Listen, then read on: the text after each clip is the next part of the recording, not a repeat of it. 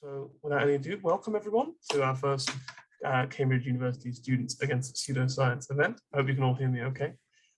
So good to see so many new faces. We obviously had a very successful Freshers' Fair, so you'll be hearing a lot more from us soon. So without any further ado, allow me to introduce our wonderful guest for tonight. Dr. Steven Novella is an American neurologist and a professor at the Yale University School of Medicine. He's a pillar of the skeptic movement and fellow of the many important skeptical organizations, including the Committee for Skeptical Inquiry. You may also know Dr. Novella from his hit podcast, The Skeptics Guide to the Universe, his blog focusing on science-based medicine, or his TV appearances. Dr. Novella will be presenting a talk today focusing on science denial, discussing the tactics, motivation, and faulty logic of those who deny established science. We will follow this talk with a Q&A session open to all. And just to let you know, the entire session will be recorded. So without any further ado, over to you, Dr. Novella. Thank you very much. Well, thank you guys for having me. Good luck with forming your new group. I always like to see local skeptical activism at work. And I'm happy to be able to talk to you guys across the pond. It's definitely, I think, one of the good outcomes of the pandemic is sort of this discovery of, we could hold digital conferences. We don't have to physically move around the world to talk to each other. So that's great. I'm going to share my screen just so you could see my slides. I know you want to look at me the whole time, but the slides might be helpful. All right, I'm going to talk to you guys about science denial. And this is a form of pseudoscience. But rather than trying to promote some belief that's not supported by science, it is focused the other way around denying belief in a well-established idea, a well-established claim. Science denial, science or denialism is a thing. One of the things that I've encountered very frequently is that science deniers deny that science denial exists or that it is a thing unto itself, but I hope to show you that it is. It is a set of strategies, tools and behaviors that all coalesce around a common type of goal. Again, denying science, and it has many, many manifestations. And there we go. Okay, so I think many people now think of, when they hear of science denial or denialism, they think of global warming denial. 20, 30 years ago, it was Holocaust denial was, I think, the one that was immediately triggered by people. And in fact, one of the rhetorical strategies that science deniers use is as soon as you bring up, well, you're using the tactics of a science denier, they say, you're calling me a Holocaust denier, that's anti-Semitic. It's a complete non sequitur, but that's the only time I have that brought up to me these days. So here are just some common science denial beliefs that you will encounter. Holocaust denial, of course. Evolution denial, at the end of the day, that's what creationism is. It is not so much the promotion of any specific alternative set of facts or beliefs or theories. It is just, at the end of the day, the denial of one or more aspects of evolutionary science. Climate change denial, mental illness denial, not a lot of skeptics writing about that. The only one as far as I know. But there are, for multiple reasons, groups of people, Scientologists, I think probably being the most famous, who deny the very existence of mental illness, let alone the treatments for mental illness. HIV denial probably hit its apex in the 1990s. Then they basically all died, which is sad to say, but that's literally what happened. Most of the prominent HIV deniers died of their HIV, which really put a damper on the movement. Germ theory, vaccine denial, very, very common these days. Neuroscience denial, mainly focusing on denial that the brain is solely responsible for our consciousness. So people like to leave wiggle room to insert their preferred magic into consciousness or cognitive phenomena. So they have to deny the power of biological neuroscience to explain all of it. There's a lot of science denial in the anti-GMO movement. And there is a lot of denial that happens on the corporate level. And this feeds into a lot of the other denials in a very pernicious way. So, for example, denying the link between smoking and lung cancer. why would anybody do that unless, of course, you sold cigarettes, right? Unless you're in the tobacco industry. And they kind of innovated, the tobacco industry in many ways innovated corporate funded science denial and campaigns to do just that, which and then has been replicated in other arenas. So interesting history there. All right, so what are the features of denial? So science denial is pseudo-skepticism. It tries, just like pseudoscience, what is pseudoscience? Pseudoscience tries to look like science by going through the superficial motions of science, but lacks the true core of scientific methods, mainly because it's working backwards from a desired conclusion. You want ESP to be real, that's your starting point, right? Not the ending point. Science should, is building towards a conclusion rather than starting with a conclusion. And then they cherry pick and do a bunch of things in order to work backwards, from that conclusion to backfill it with sciencey types of stuff to make it seem like it's science. Denial is the same thing. The conclusion is the starting point. It's like, all right, we want to deny that global warming exists. Now let's work backwards from there and try to justify that denial.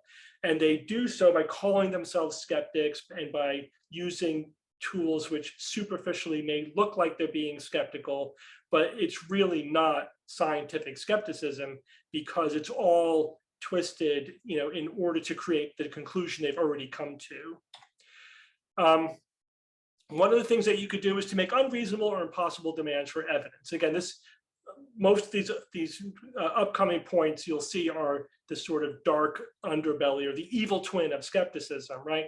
So as skeptics, we're asking for evidence all the time. Oh, you believe that this is true. What evidence leads you to that conclusion? Is the evidence sufficient to support the conclusion? Are there any other interpretations of the evidence? This is all just reasonable, healthy skepticism. But of course, if you're not seeking for a reliable scientific answer, but you know the answer you're working towards, you can just keep making demands for evidence, no matter how reasonable they are. And again, you just have to make sure that whatever threshold you set for acceptance is greater than whatever the evidence currently is. And so you could make that seem like you're just being skeptical, like a good scientist is, but really you're not. You're denying because you have your conclusions set already. Magnify scientific disagreements and sound outliers. So we all know the science is messy. Unfortunately, this is not adequately communicated to the public and to even many science enthusiasts, and we tend to start with this sanitized, very oversimplified view of how science works. Oh, you have a hypothesis, and then you do an experiment, and you would make your observations, and you adjust the hypothesis, and rinse and repeat, and it's all good. But really, science is a horrifically messy process. With lots of ambiguous evidence, conflicting evidence, different ways of interpreting the evidence. And scientists are hashing this out all the time. That's what scientists do. They argue, sometimes bitterly, over tiny technical details about how to interpret this study or how meaningful is this result, or if two things conflict, which one is probably true, etc. So there's a lot of raw material there for deniers to sink their teeth into. And what they do is they say, oh, well, real science operates in this pristine way, right, which they know that most people have this false impression of. And what's happening over here, look, they're bickering and arguing. They don't know what's going on. It's all disagreements, or they'll magnify the implications of the disagreement. They'll say, well, they don't know if this fossil is 2.5 or 2.6 million years old. Maybe the whole thing is wrong. Maybe evolution didn't even happen. I mean, they literally make that leap from disagreements over tiny technical details to they don't know what they're talking about. The whole thing is suspect. Like climate scientists, or they said that the polar ice cap should be melted by now, and it isn't. So clearly, the whole thing is a house of cards. So again, it's very easy to do because further, when scientists are talking to each other, they are not always aware of the fact that they're talking to the public. They may not think they're talking to the public, but we live in a world where even when you're having a discussion on, in the pages of a technical journal, you are talking to the public because everything is public now. And so, or in an email, right? There was the famous, email scandal over global warming, where scientists were talking with each other like colleagues will talk in the hallway, and never imagining that this would be something they would have to defend in a courtroom, let alone in the public opinion, 3 years down the road. And so this has been a kind of a shock and a wake-up call to the scientific community, but not everyone's got the memo. So there's still a lot of scientists out there saying really irresponsible things because they're just naive. They're not aware of the fact that what used to happen basically out of view of the public in the editorial pages of technical journals that nobody was reading but scientists is now very much happening in public view and is being deliberately exploited to cast doubt on the science itself. Exploit or create ambiguity in terms and concepts. So language does not always meet the complexity of reality, right? The colloquial language that we all use to discuss everyday concepts doesn't really capture the technical details that is often necessary to have a meaningful discussion about deep scientific concepts.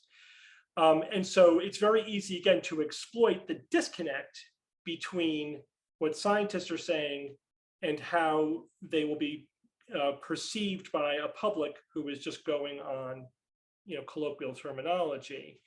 Or sometimes concepts are legitimately ambiguous. Scientists themselves haven't sorted out exactly what's a planet and what's a dwarf planet. At some point they got to put their nickel down, but there are fuzzy boundaries to everything. And so it's very easy to confuse the public by making it seem like scientists are saying things that they're not saying, or making it seem like there is confusion in a claim where there isn't any. So it's just very easy to manufacture confusion. Another strategy that's very, very common is just to deny that there is a scientific consensus. So we might say, 99% of evolutionary biologists accept that life on Earth is the product of evolution through natural selection. And they'll deny it. They'll just deny that there's a consensus because the consensus is a strong argument against the fringe belief, whatever that is. What they want to do is, again, elevate the outlier, right? They want to find the one scientist who agrees with them and present them as if they represent a serious scientific disagreement or position. And you can always find outliers. There's outliers for everything. It's a big world out there, 7.5 billion people or whatever. You could find somebody who believes anything, so it doesn't mean anything that you can find somebody to say evolution didn't happen or global warming isn't real or GMOs will kill you dead or whatever, because you could find somebody to say anything you want. So the counter to that is like, well, that guy's an outlier. This is what the consensus is. This is what 99% of scientists are saying. So then they have to attack that. They have to deny either that there is a consensus, or increasingly, I see people denying that consensus is a thing, right? That's like, well, a consensus is just science doesn't work that way. That's an argument from authority. Science does not work by a popular vote. It works by the evidence, which again is a non sequitur because they're deliberately misconstruing what we mean by a consensus. We're not saying that we know global warming is happening because the scientists voted and decided that it is. We're saying the consensus of opinion of experts is that the evidence supports the conclusion that global warming is happening and is anthropogenic and et cetera. But that subtle misconception then gets exploited for rhetorical advantage. So again, like whenever you see anybody like denying consensus or again, magnifying outliers, when they're doing any of these things, you can be pretty sure they're engaged in a campaign of denying science. Sometimes they just straight up traffic in misinformation, in facts that are wrong, right? They either make up facts or they will latch on to claims that support their denial, their narrative, and whether or not they're reliable, and will not give them up even when they're not true. When they're later refuted or debunked or whatever, they'll never give them up because there's a rhetorical power to that misinformation. So essentially, the criteria for whether or not to accept a bit of information is not, is it reliable, is it probably true, is it verifiable, et cetera. It's, does it support my side? If it supports your narrative, you accept it, and it becomes a permanent member of the list of things that you cite to support your side, no matter how many times it's proven to you that it's wrong or whatever. It doesn't matter, because that's not why you accept that fact in the first place. And so, the misinformation becomes this key building blocks for the false narrative that they're selling. And the narrative then becomes a way to filter to further factual information. So they kind of feed off each other again. Of course, you have to attack scientists. And often that means finding the scientist who you can make into the face of that claim or that science. So like for anthropogenic global warming, Michael Mann got in the crosshairs for whatever reason. There were several, but he's like one of the scientists who got in the crosshairs because he's the first one who published the hockey stick. And so they say, if we can discredit him personally, we can discredit the science, right?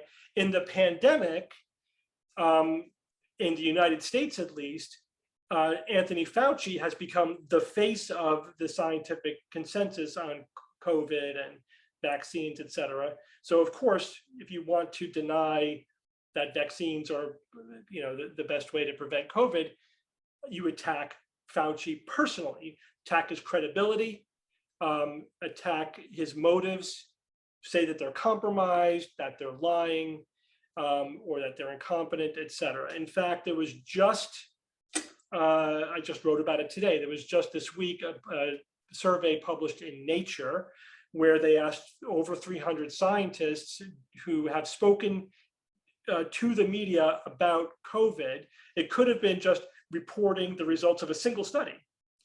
And they found that 70% of them have faced some personal attack, whether it's a threat of physical violence, death threats. It was like 15% suffered death threats, 59% experienced attack on their credibility, et cetera. So credibility attacks, physical threats, even physical attacks, in order to, again, if you take out the scientist, you take out the science. Of course, it doesn't work that way, but they're just trying to set up the conditions for their own victory, right? It's all about this guy. So all we got to do is take down this guy. That way you don't have to deal with the mountain of evidence. All right, so motivation is everything, right? And in order to get people to buy into your narrative, it's very helpful to sell it with a moral or ethical claim, right? So I think the most obvious example of this, again, is creationism, where they overtly say that evolution is a moral hazard, right? If people believe evolution, it'll be the destruction of civilization. And with global warming, there's good evidence, there's surveys, et cetera, that cite that the reason why most people deny the science of global warming is not because like they actually understand the science. It's like, oh yeah, I did a technical analysis of whatever. No, who does that, right? Unless you're a working scientist yourself. It's because they don't like the proposed solutions. It's because they don't want whoever to take over our economy, right? You just invent your boogeyman and they're going to destroy the world, and this is their way of doing it. That's why they don't believe it. Not because of the evidence or the science or the logic or whatever. Again, the conclusion comes first, and the conclusion is usually justified morally as a moral hazard. This science is going to destroy the world, so we have to oppose it. They're using HIV drugs for population control because they're actually killing people. Like ridiculous things, but that's the sequence of events. So the other thing that is important to know about denial campaigns or denialism is they don't have to really propose a justifiable alternative hypothesis or theory or belief. All they have to do is sow, fear, uncertainty, and doubt, right? This is the so-called FUD campaign, doubt and confusion over the science that they're denying. Which is it's a lot easier to do. It's a lot easier to sow doubt and confusion than to say, have all your ducks in a row to demonstrate that some alternate belief system is probably true. You don't have to do that. They don't have to present evidence. They don't have to do anything. All they got to do is just keep trying to poke holes by asking more and more questions. And again, they could do that trying to sound like they're being skeptical. I'm just asking questions. But and again, if you've ever participated in the comments to any blog writing about any of these topics, you will experience this. Sometimes this is referred to as sea lining, where the question is the point. You're not looking for an answer. You're just looking to question the claims that are being made. And you're trying to sort of go through the back door to demonstrate that, to deny the science, but they say they can't really answer my questions. But you just keep asking questions, that are looking for more evidence and more evidence. Well, how do you know that's true? And how do you know that's true? And then they also ask questions that contain massive wrong assumptions that fundamentally misunderstand the science. So they're kind of rigged from the outset. And it's just so much easier to do this than it is to build a case for a belief. And especially since science deals in probabilities, like there's very few things where we say, yeah, this is ironclad, unquestionable science. It's always like, yeah, this is more likely than not. Here's the evidence. These are the reasons why we think this is true, but there's other possibilities that are less likely, but we have to consider, et cetera. Like, scientists are always hedging their bets. That's what they're supposed to do. But again, easy to exploit to make it seem like, well, again, they don't know what they're talking about. And then you don't have to propose anything in opposition. This is similar with conspiracy theories, and there's a lot of conspiracy thinking woven throughout science denial, is that like you don't have to show who killed JFK. All you need to show is that Lee Harvey Oswald didn't do it by himself, right? You don't have to prove anything. You just have to cast doubt on the standard narrative. It's very simple. And it takes a lot more time, facts, and energy to answer these questions than it does to keep throwing them out. You could never keep up with them. We call that the Gish Gallop, because Duane Gish, who was a creationist who made a career going around the country debating evolutionary scientists, that was his primary tactic, was to throw out so many misconceptions, so many questions that they could never possibly get to them all. And that just leaves the audience with the doubt of all the unanswered questions. Again, the question is the point, not the answer. When all else fails, right, it's a conspiracy. That's their get out of jail free card. If there's evidence that goes against your point of view, well, that's fabricated by the powers that be. If there's a lack of evidence for whatever position you're taking, it's because it's being suppressed. Any attempt at quality control is interpreted as a silencing or as censorship. It's like, journal editors have always had barriers, to publishing, and academic institutions have always had standards for tenure. I mean, none of this is new, but this all gets interpreted as a way of, see, the powers that be are silencing us because we're onto something and we're exposing their fraud. So everything can be distorted through the lens of conspiracy as well.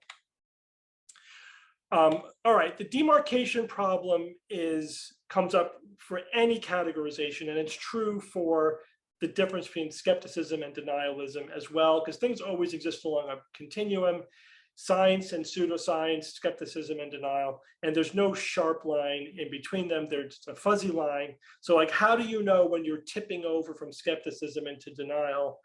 it's kind of like you know it when you see it kind of thing, but it's a matter of how many of these features are you displaying, and and at some point you're beyond that fuzzy line where you're engaged in denialism. It's also very issue specific, and we're going to go through some of the specific denial campaigns and show how they're different. So there isn't any one way that you can I'm listing for you the common strategies, but every specific issue has their own character. And that includes what's motivating the people who are denying the science, what methods are they using, how amenable are they to facts, etc. And so you can't apply any one description and think that it applies to all of them equally. It doesn't. Here are some common issues. This is I believe a Pew Research study that is, the point of this was to just survey US adults and then survey AAAS scientists, right? So it's the American Academy for the Advancement of Science. So it's basically the public and scientists. What does the public believe? How will they answer this question? How will actual scientists answer this exact same question? The biggest gap was in GMOs. Is it safe to eat genetically modified foods? 37%. And if the public said yes, 88% of scientists said yes. That gap, I believe, is even bigger in Europe than it is in the US. This is sort of one of those topics where Europe has the most extreme anti-science position pretty much in the world. There are some other corners here that approach those levels, but Europe has just, and it's interesting why I haven't verified these claims enough to say this is definitely true, but I've read in multiple sources that the reason why it's so extreme in Europe, I mean, part of it's cultural, but part of it is also because of the European Union.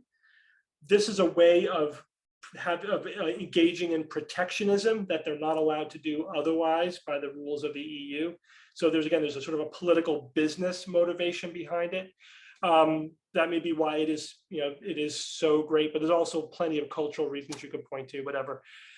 Use of animals in research is another huge one. Safe to eat foods grown with pesticides, again, 28 to 68%. I mean, that's dramatic. It's less than a third to a little bit more than a third. Some of the classic issues like humans have evolved over time. Yeah, there's a big difference there, but it's actually not as big as some of these other more contemporary issues. And it's actually getting a little bit better over time. It's one of the topics of which it's the last 20 years, that gap is closed a little bit. Oops. I tried to scroll down with the next slide. So then you can see the rest of them, but there's on the climate change one, there's a pretty big gap. It's almost entirely political. You can predict somebody's belief on this topic based upon their voting habits. I mean, it's clearly a political idea. And then there are some smaller ones down below that,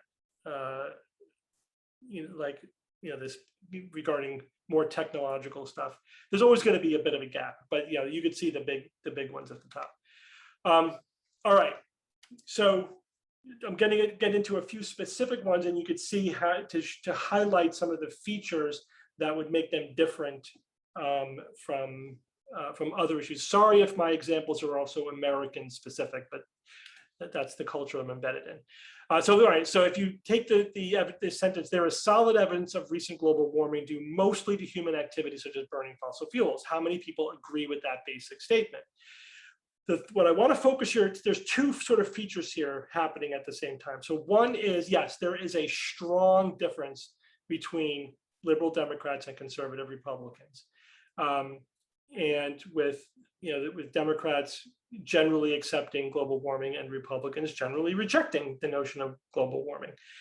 But here's the interesting thing that makes it different than many of the other denialism topics. The degree of disagreement is greater, the greater their education, their belief in science in general, and their overall intelligence. So this is, in fact, the most anti-global warming skeptics or deniers tend to know the most about global warming.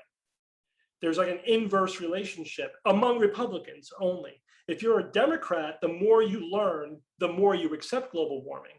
If you're a Republican, the more you learn, the more you reject global warming, right? Which is completely different than, say, the GMO topic, where the more you learn, the more pro-GMO you are, no matter where you are on the political spectrum.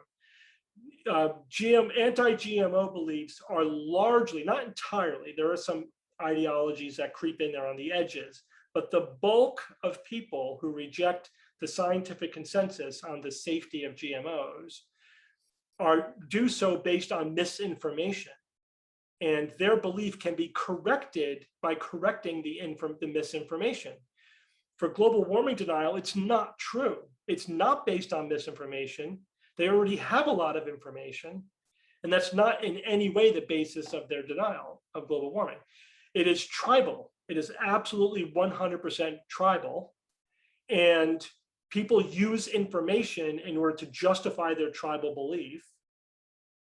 And there's another phenomenon going on here, which I think I have a slide on very soon, and that is the information that they have was curated for them to create the illusion that they know what's going on and that it fits into a specific narrative.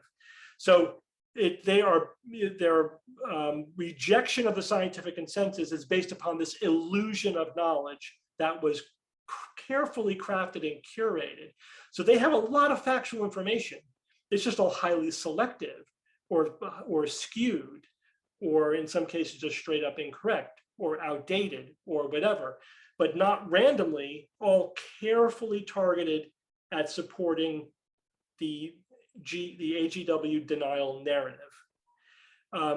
So that creates this, the more it's actually not so much the more they learn, the more they reject AGW. It's the more they reject AGW, the more they learn, they backfill facts to support their denial.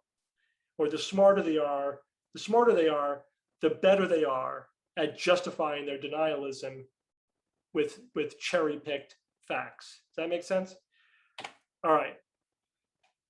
This is based upon a recent study looking at the phenomenon of denialism and seeing how they relate to each other, and which factors predict denialism, which one doesn't. And again, it's very issue specific. So on the left side, you have motivations: political, religious, moral, right? Of course, they're not independent variables. They interact with each other. You're more likely to be religious if you're politically conservative, and vice versa, and you're more likely to cite issues of moral purity. Scientific literacy is kind of an independent variable, and then the specific topics on the right. The one thing that really predicts denialism is religious identity. That's the only one that statistically really sticks up a lot out of the noise. And the other things there on the left about political conservatism and moral purity aren't as predictive. They are going along for the ride mainly. And it really is sort of the religious identity seems to be the dominant factor there, which is interesting. Scientific literacy doesn't really play much of a role. It really doesn't. Now, it does in some very specific topics, but across the board, it's not really the deciding factor, which for any skeptical organization is a critical piece of information to have. Because if we think we're going to turn this ship around by promoting scientific literacy, the evidence is telling us that's wrong. That is absolutely wrong, with perhaps an exception here and there, like anti-GMO, denying the science of GMOs. It's like, and I think that that's an exception historically, because rejection of GMOs didn't spontaneously emerge out of any religious or cultural or political identity, so much as, again, maybe on the fringes, but it resulted from a deliberate campaign of misinformation, a very deliberate, well-funded campaign of misinformation funded 90% by the organic food industry. And it was successful, it worked. And when you ask people what's your problem with GMOs, they cite misinformation that was handed to them. And if you can manage to correct the misinformation, if you can have enough of a conversation to get there, they're like, oh, okay, and it'll change their mind. It's like one of the few topics where the knowledge deficit model actually applies. Vaccine skepticism, not so much. Climate skepticism, if anything, it's tilted the other way. It's like scientific literacy actually just makes them better at denying climate denial, climate change. So what this means is we have to address these underlying causes, these cultural, social, corporate, governmental, whatever factors that are playing a role here. Scientific literacy is still good. We have to promote that as well, but we have to promote media literacy, and we need to promote critical thinking as well. These things all have to go hand in hand. And you're still going to fail sometimes anyway, because sometimes people are just too deeply embedded in their identity to be talked out of any particular position. All right, let's talk Dunning-Kruger effect. I'm sure many of you guys have heard of this already. Very popular concept, especially within skeptical circles, though it's often misconstrued or miscited. The Dunning-Kruger effect is essentially a disconnect between people's self-assessment and their actual performance, on a test on any knowledge area. It's not person specific, it's knowledge area specific. So what this means is we are all on this Dunning-Kruger curve in different locations for different topics. This is not about stupid people. This is about you. It's about all people. You may be at the right end of the curve on some topic that you've studied greatly, and at the lower end of the curve on something you've never really paid much attention to, and it applies across the board. We are all on these curves, depending on the specific topic. What really is going on here is that for most of this curve, basically the lower 75%, people increasingly overestimate their performance, and everyone thinks they're above average, right? Which is also, it was previously known that people have an overestimation bias, and no one's ever going to say they're in the bottom half, of anything. That's just human psychology. But that alone doesn't account for the curve. Now, but it doesn't mean that the less you know, the more you think you know. That's not what's happening here, right? People still lower their estimate of their knowledge when they have an actual lower knowledge, right? The people at the bottom quartile did rank themselves the lowest, just 40% higher than they actually were. But that's a very common mistake for people to make.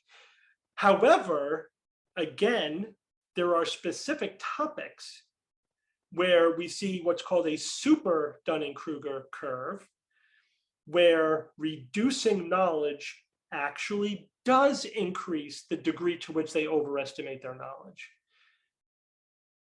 Try to guess, not going to ask you, but just to yourself, try to guess which science denial topic most strongly fits this super Dunning-Kruger pattern. And the answer is anti-GMO sentiments. People who are anti-GMO rank their knowledge the highest when it comes to things like genetics and agriculture, but know the least. They score the lowest on general knowledge in these areas, but think they know the most. And again, that can be explained as a phenomenon of misinformation. They have the illusion of knowledge because they've been fed fake knowledge, right? Misinformation. That's the nature of that phenomenon, of that specific topic. They've been fed misinformation. There we go. This is what I was just talking about. Some examples: 50% of people thought that GMO tomatoes have genes, while non-GMO tomatoes do not have genes, as an example of being wrong, but thinking you have information. 68% believe that GMO food genes can be incorporated into a person's genes and be passed down. So we can get the genes from the food that we eat, somehow incorporated into our own genes. There's a lot of other hidden misconceptions here. The idea that, that GMO genes are different than non-GMO genes. We're eating stuff that has tens of thousands of genes in them. Why would the one gene that was inserted from something else be particularly harmful? There's also a lot of essentialism in here. They're thinking that there's a fish gene, and a fish gene doesn't belong in a tomato, but there's kind of no such thing as a fish gene. 60% of our genes we share in common with bananas. So, genes are, most genes are pretty highly conserved. So meaning that they exist, in many different kingdoms of life even. So, but it's very easy to give people that ick factor of, we don't want fish genes in our tomatoes. And some people actually thought that the tomatoes would taste fishy because they had a gene which has nothing to do with flavor or anything incorporated into it. All right, let's go to talk about the demand for evidence. So we often talk about the informal logical fallacy, moving the goalpost. This is sort of one of the key strategies of science denial. No matter what evidence is presented, you move the goalpost out of range. It's a deceptively and diabolically simple algorithm. Just always ask for more evidence than is available or that you're given. But some more subtle things, rejecting entire categories of evidence. Now, how do you do this? This is very common. To artificially define, narrowly define science as really a subset of what science is, and then say, well, this doesn't do that. So it's not science, and so for example, with evolution, say, well, if you're doing real science, you're doing experimentation in a lab. And evolutionary scientists aren't doing experiments in a lab. You can't produce evolution in a laboratory. Therefore, it's not real science. Show me one animal evolving into another one. Well, what about fossil evidence? That's just, who knows? That's not, you can't prove cause and effect from fossil evidence. So just rejecting entire categories of evidence. Usually what they're rejecting is inference, is scientific inference, which again, if you don't teach people how science actually works, and they have this fifth grade kind of notion of the simplistic notion of how science works, it's very easy to confuse them about this. And, but if people have a richer understanding of all the methodology of science, inference is perfectly fine, as long as you're hypothesis testing, right? You don't have to be doing experiments or reproducing things in a lab. There are historical sciences. We can't reproduce history, but we can infer history from the traces that are left behind today. And let's explore how we do that. But again, you can hand wave away entire categories of scientific evidence in order to say that it's not real. Unreasonable demands. The most common one under this category is, show me one piece of evidence that proves this science, that proves global warming is happening, that evolution happened, that HIV causes AIDS, whatever. It's a rigged demand, because for any large, complicated discipline of science, there is no one piece of evidence that will demonstrate it. It's like, well, how many thousands of studies do you want me to cite for you to answer your question? Or just go read a textbook, go find 3 or 4 popular books on this science topic and read them, and then get back to me. But again, it's a rhetorical device in the media, in social media. It can be effective because you're saying, I keep asking for evidence and nobody could give it to me. It's like, well, that's because your demands are unreasonable, they're biased, they're subtly flawed, they're riddled with misconceptions, they're unanswerable. You're asking unanswerable questions. But again, that's the point. The questions are the point. And then, if all else fails, just deny the evidence. Well, that's not true. then you can do the sea lining. How do you know that that's true? How do you that's from corporate media, or those scientists are all paid off, or it's from big pharma. Choose your boogeyman, the government, industry, whatever conspiracy theory, you can invent them. I've seen it all, like the people who deny the scientific consensus on Lyme disease in the US, for example. They made a villain out of the infectious disease associations. Like, really, these guys are your villain? The doctors who specialize in infectious disease somehow now are engaged in some evil plot to convince the world that chronic Lyme disease isn't real? Because why? It makes no sense. And they'll invent motives out of whole cloth, even when they're self-contradictory. It's like, first, it's like, because they want to prescribe their drugs. It's like, yeah, but they're denying that drugs are effective. It's like, well, it's because they don't want to prescribe drugs. What does that even mean? Or with global warming, it's like, oh yeah, there's a huge industry of global warming scientists who are making bank off of convincing the world that global warming is real. Yeah, they really backed into that one. It doesn't even pass the smell test of being reasonable, but it doesn't matter. It's all just you backfilling the narrative. At the end of the day, the denial is the only thing that matters. So cherry pick evidence and scientists. Again, it's a big world out there. We underestimate a number of things. We underestimate how big the world is, how many people are out there, how many scientists are out there, how many studies get published, how many things are happening. It's just, we have no concept how huge the world is. We underestimate our own ability for confirmation bias, right? Our own ability to sort through evidence that we get exposed to. We also understand how much evidence we get exposed to, like just in the media, and cherry pick the ones that support our narrative. And then we also underestimate how easy it is and the degree to which other people are curating the evidence for us, right? There are social media algorithms that do it automatically. They're not necessarily promoting a narrative, they're just promoting engagement.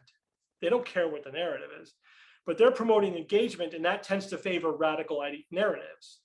And then you have people promoting radical narratives who are happy to exploit the social media algorithms in order to radicalize people to their point of view, who then think that they're informed because they have all this misinformation that they don't realize they've selected and was also curated for them.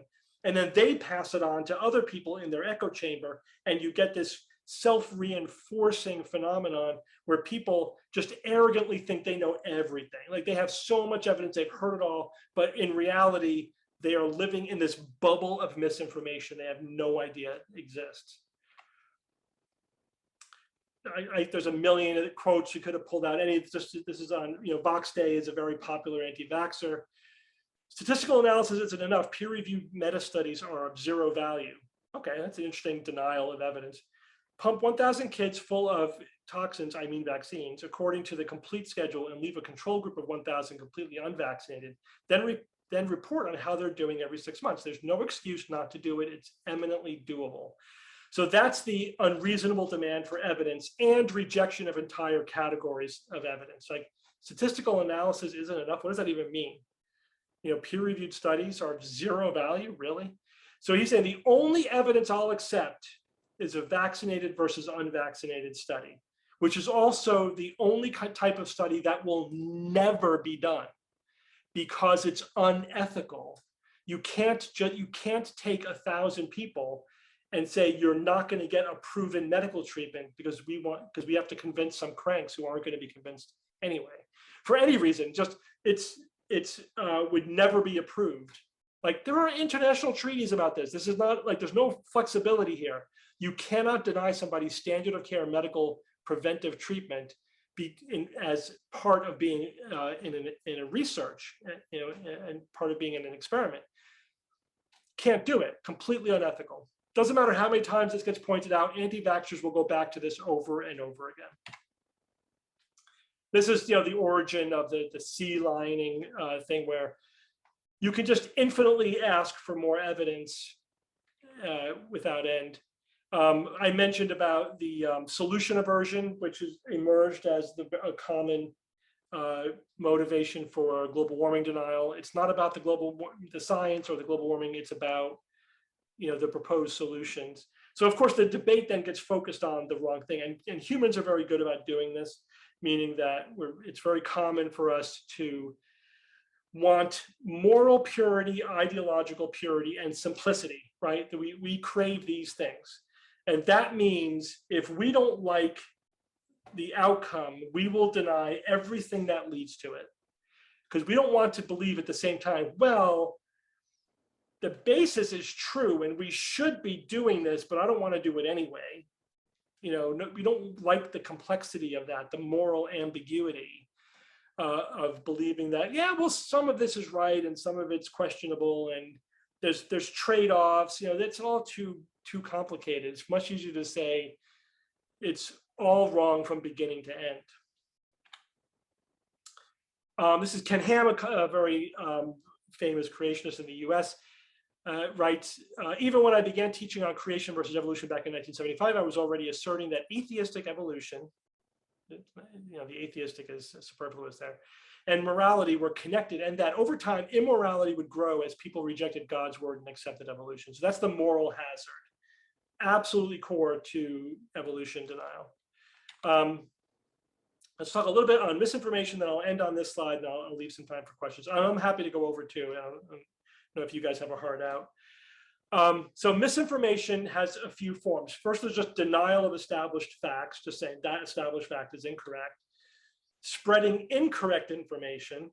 So it could be denying correct information while spreading incorrect information. Distorting information, which is sort of an endless thing. Cherry picking information. So the information itself could be true, but out of 1,000 facts, you pick the 20 that support your narrative.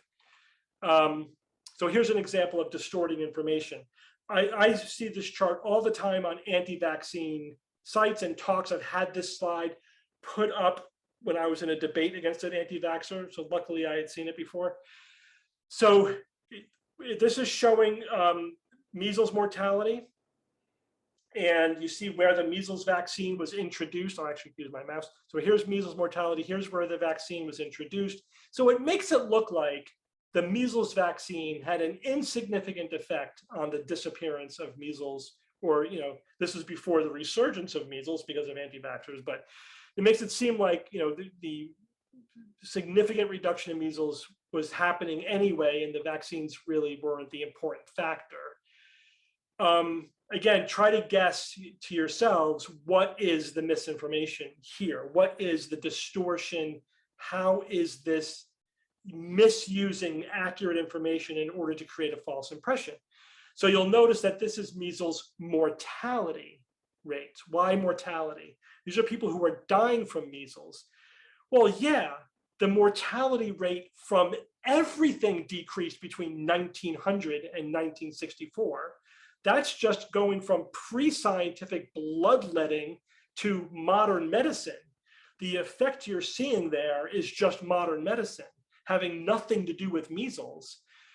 People were still catching and spreading measles and getting sick from it. We just knew how to keep them from dying from it because of medical science was advancing. So this says nothing about the measles vaccine. If you look at measles incidence, measles cases, you get a much different visual. The vaccine clearly led to a plummet of vaccine cases after it was introduced. And then when you went to the three shot is that next drop, around 1980. Both correct pieces of information, but distorted in the first case to produce a false impression, because it's leaving out context, right? It's like out of context, and so it makes it seem false. Let me just jump to the last page. There we go. Because you have to end every lecture by plugging your book, right? So there we go. I'm sure you guys all have copies already. Again, I'll be happy to stay over, but I'll leave the rest of the time to take your questions. Wonderful. Thank you very much, Dr. Novella. A wonderful talk. Yeah, so as you heard, if anyone has any questions, feel free to either place them in the chat and I'll read them out, or feel free to unmute and ask them yourself. And obviously, I appreciate people need to go, but feel free to stay. Yeah, just to answer the one question in the chat there already, and it's called sea lioning. That's correct. It's just based on that cartoon where the sea lion is asking the endless question. So that just became the internet meme. If someone gets accused, it's like saying, why trolling? Why is it a troll? I don't know. Just because somebody started calling it trolling and it's trolling. Somebody started calling it sea lioning and now it's sea lioning. But that's what it refers to. Yes. I think Naomi, did you have a question? I see you had a question.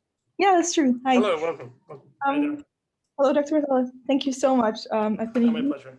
To you. I was personally raised in, I'm the first in my family to go into science, and I think your podcast and your science communication has been a huge deal of that. So thank you so much. Thank you. I actually have had a couple of discussions with my PI about the following thing. I think even though, as you've shown, the evidence points towards scientific literacy not necessarily being the major problem here, I think I do see an issue in kind of the culture change that we see in academia, where more and more focus is on publications. And while the funding landscape is increasingly fragmenting, right? So there's more bureaucratic hassle of getting your funding and less effort towards how to reach out to the public, how to help in, making the people more aware about digital literacy as well, and skeptical thinking in general. So to what extent do you believe there's actually a chance for a culture change within academia? Because I don't really feel like, if I look at my lab, for instance, that there's this huge understanding. Obviously, we all know that science communication is often somewhat frowned upon. I'm getting a little cynical about it. And I wonder, what do you think about this? Yeah, so this is something I deal with all the time. I'm trying very hard within my little circle to try to promote what I consider to be where academia should be in terms of countering science denial, pseudoscience, et cetera. I think academia is way behind the curve here, as evidenced by, for example, global warming. When that happened, the global warming denial, right? The climate science community got completely blindsided by climate change denial. It's taken them 20 years to sort of catch up, and even still, very few of them, I think, are have the whole package in terms of being effective science communicators. We're seeing that now with infectious disease experts, the World Health Organization getting completely blindsided by the politics of the pandemic and of COVID and vaccines. And that's why, so they're shocked that they're getting death threats, where have you been, but to activist skeptics, this is every day. So I do think that there needs to be a culture change within academia. It has changed a little bit in the right direction, but not nearly enough and not fast enough. So it's losing pace with social media and with, the campaigns of, fear, uncertainty, and denial and whatever. And so, there are a few people who are researching scientific literacy, so they know what time it is, right? They know what's going on, but that's a very tiny little discipline within all of science and all of academia. And we're kind of not listening to our own scientists. It's like educators not listening to the science of education. It's about how to educate. It's the same sort of thing that's going on. So the big picture is, I think, so the knowledge deficit model, which is 30 years old, is still primarily what they're basing it on. And they think as long as every now and then they talk to the media and get the information out there, they're good. I've done my science communication and helping the public understanding of science. Totally naive. They need to understand, as I said at the top of the talk, that nope, it's a combination of scientific literacy and media savvy and critical thinking skills all together. And you not only need to understand the science, you need to understand the pseudoscience. This is where all of the evolutionary scientists who got their butts kicked in a debate by an ignorant creationist, and that's just, there's no other way to say it. Dwayne Gish made his chops kicking the crap out of scientists because they thought all they needed to do was know evolutionary science, is understand the science. but they had no knowledge of the pseudoscience that they were confronting. They didn't know the methods that they used, the way they distort information. They didn't know the claims that they were going to come up against, the way their own words were going to get misrepresented and distorted. And if you don't know that, you're going to get bowled over in social media or in the media or whatever. It's just going to happen.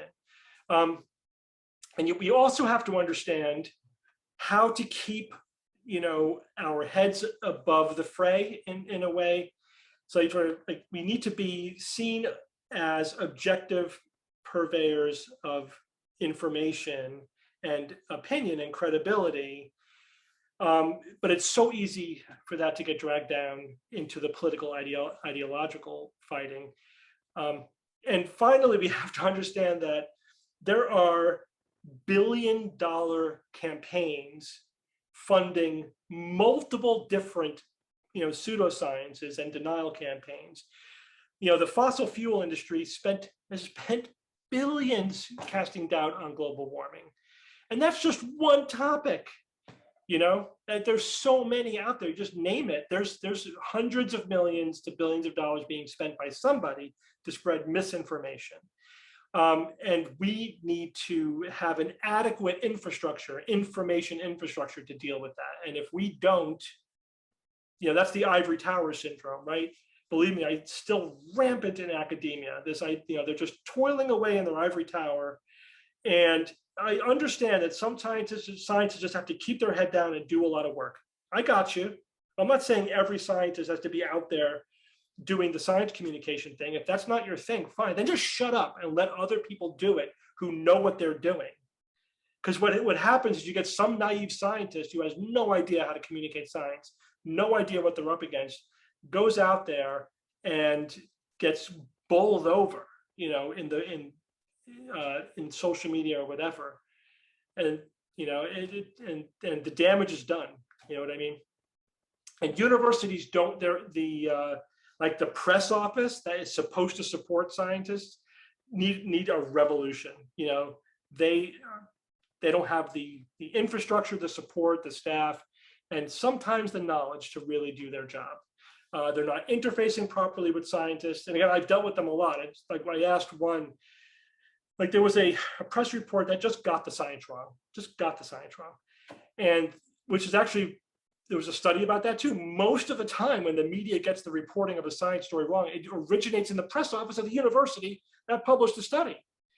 And I asked them, why didn't you talk to the scientist before you put this out? And they said, they never get back to us. It takes too long.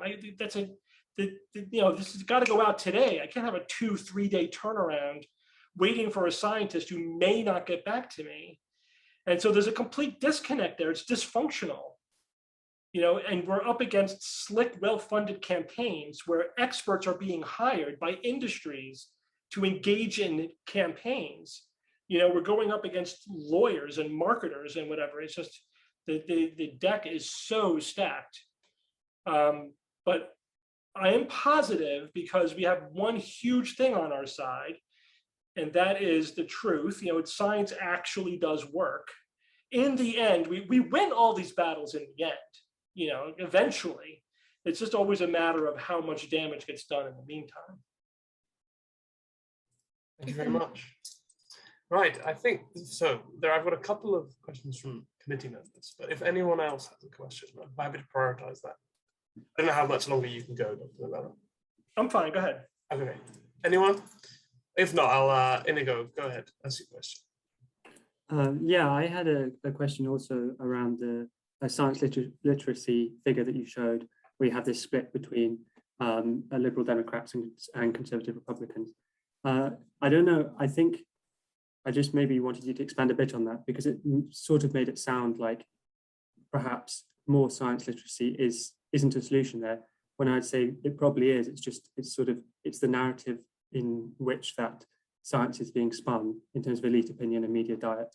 So yeah, could you maybe elaborate a little bit on that? Yeah, so with the specific issue of climate change, scientific literacy has no effect rejection of anthropogenic global warming.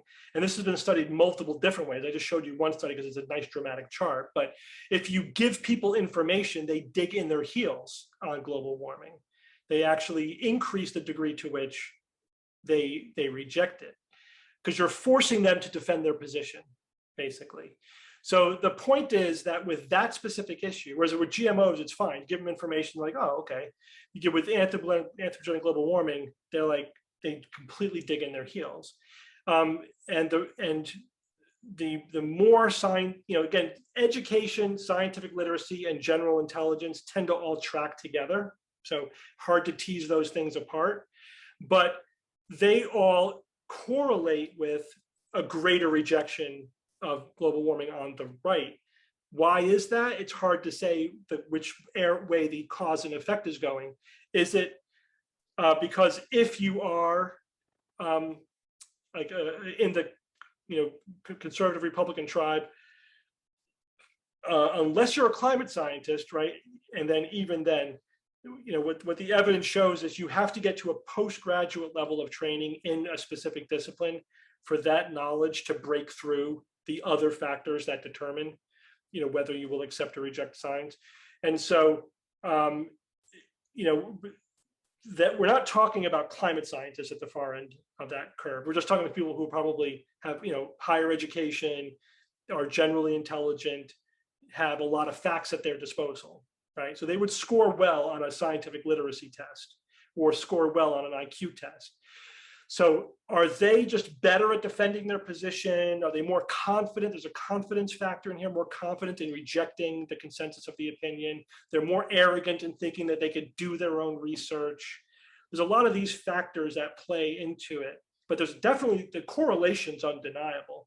And it works both ways. You can't get them out of it by giving them information either. Again, they tend to dig in their heels, whereas you can for other things. It's mixed for vaccines. It's pretty much, it's good. So you need to, we definitely need more study. What I'd like to see is, but this would be very, very tricky. There are some studies which sort of glance at this, but they haven't gotten to the heart of it with global warming, is if you teach scientific literacy and critical thinking, would that move the needle? Or with media savvy? What there are studies which show that if you give people information and you remind them about some principle of critical thinking, or you remind them to be cautious about the source, consider the source of your information, that does help. You get a synergistic effect, and it does tend to move the needle. I haven't seen that specifically with global warming, but I'd like to. So there's a lot of research to be done in this field. I mean, we haven't answered all questions, but there's the fact that there's a dramatic difference between different topics with global warming being at one end of the spectrum is pretty well established at this point. Does that answer your question? Yes, thank you. Okay. I think our next question comes from Xiao Yanbin. Okay, so hi. So I come from an East Asian background, and when I first came over to the UK, I immediately noticed that there are quite a lot of cultural differences. So do you think that, sorry, there's some background noise. Yeah, so do you think that some cultural ideological differences, such as, for example, the so-called individualism in more Western parts of the world, play a significant role in developing denial and skepticism and pseudoscience as a whole? And do you think that resentment towards education system develops the problem?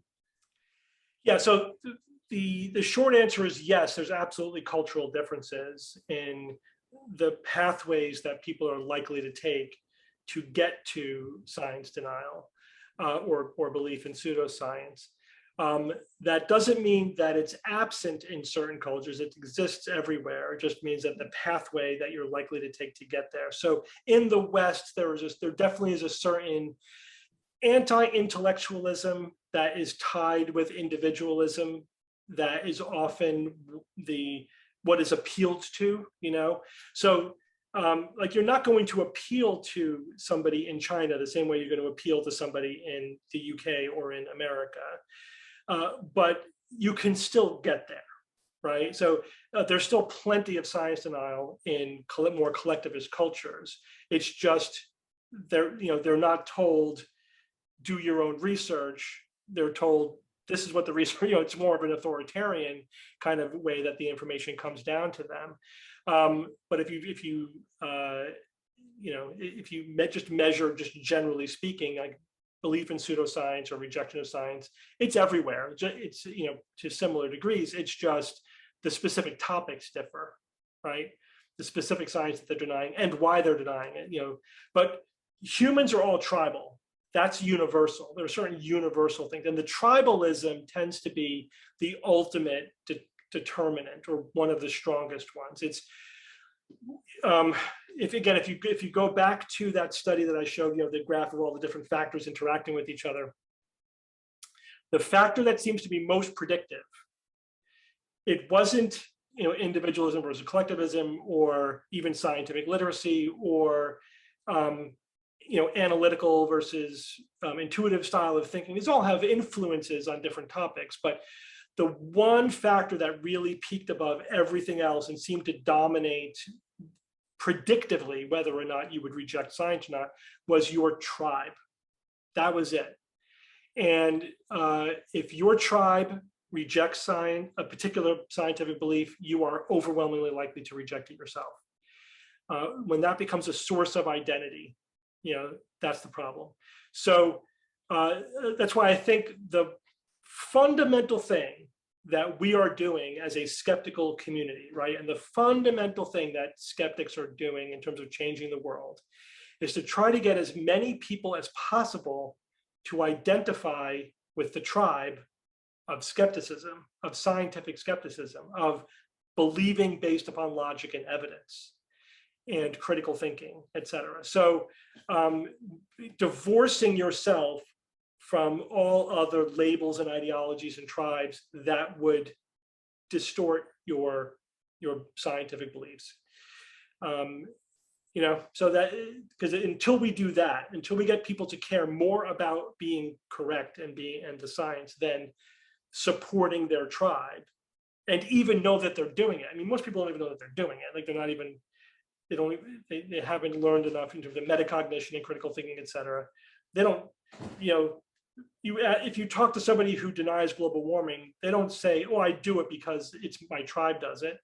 They justify it, with nonsensical arguments and curated misinformation. But really, if you want to change their belief, you either need to change their tribe or divorce them from their tribe intellectually. And until you do that, no facts are going to matter. Nothing else is going to matter. Great.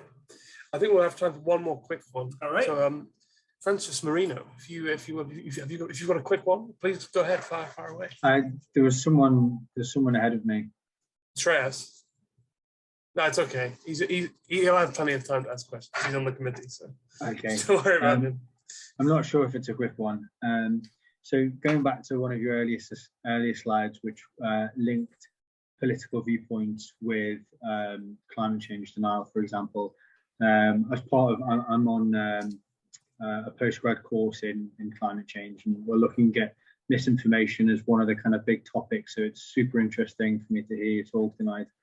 But one of the journals we had to read drew together a load of research which kind of holistically aligned people with conservative political viewpoints to having a propensity for believing in all types of misinformation and conspiracy theories just by the type of language they tended to pick up through these experiments. So if that's true, and so that's kind of extrapolated from your point about tribes, because you're not learning what the tribe believes in, you all just have a propensity for that. So do you think it is just a culturally learned thing and people just kind of naturally, organically align with that tribe, or do you think there's something neurological going on with the kind of distrust of the organization and that kind of fear and requirement to kind of, you know, stick together and have one upon the greater organization? So if I understand your question correctly, I mean, that's an active debate that is going on, and that is, are, like, for example, are people conservative because they're neurologically conservative and they gravitate towards that ideology, or are they sort of born into their conservatism and then they learn the behaviors that sort of typify that? So again, which way does it go? And I don't think that that question has been definitively answered in the literature. And probably like every nature nurture debate ever, it's both, and they sort of reinforce each other. You know, I think most people are kind of in the middle of the curve, where they probably will go with whatever their local culture is. But if you're far enough out to one side or the other, then you'll probably develop your attitudes independent of your local environment, because you're more, you know, more extreme way of thinking one way or the other. So I think we'll see everything if you look at individuals, and collectively it's hard to come up with one answer, because it's, you know, it's very heterogeneous, and there isn't just one way that it happens. In terms of the language, it's, you know, it's a very interesting thing. Certainly, there's a lot of, you know, data on that, and just anecdotally, like the more you have conversations with the more different people, you know, like you can peg an anti-vaxxer right away by the language that they use, right? They give themselves away immediately. And I think that that's learned, right? I think that's pretty clearly learned. They're in an echo chamber, and the echo chamber has certain ways of making arguments and marshaling evidence and denying, you know, the science, et cetera. I have to, in fact, constantly discipline myself not to jump to those conclusions, because while it may be a very serviceable heuristic that's correct 98% of the time, I still want to give people the benefit of the doubt until they fully declare themselves. Sometimes people, like, they'll ask a question, you know, like this is just today, just this morning, I wrote an article. Well, yesterday I wrote an article about global warming, and so I'm still going through the comments. Some guy asks a question, and it's like, I'm just asking a question about blah, blah, blah. But I pegged the guy immediately as a climate change denier because of the way he asked the question. It's you know, he's giving evidence of the culture in which he learned to ask that question, the way he asked it. And so it's just another aspect of culture, again, and because it's so powerful, like these social media echo chambers that exist. Yeah, people all say the same things. I like about once a week, once every 2 weeks or so, I get an email from somebody, you know, claiming I'm evil because I don't support whatever alternative medicine that they believe in. And it's the same language. I mean, it is cookie cutter, template, boilerplate, the exact same language. It's all wrong too. If people are the same and they're correct, you could argue that they're the same because they're both correct, right? Because the truth should align. But if they're wrong and the same, they have to get it from a common source. This is like evolutionary way of thinking. So when I get the same boilerplate email over and over again and saying things that are all incorrect, it's got to be coming from the ecosystem, right? It's coming from the culture.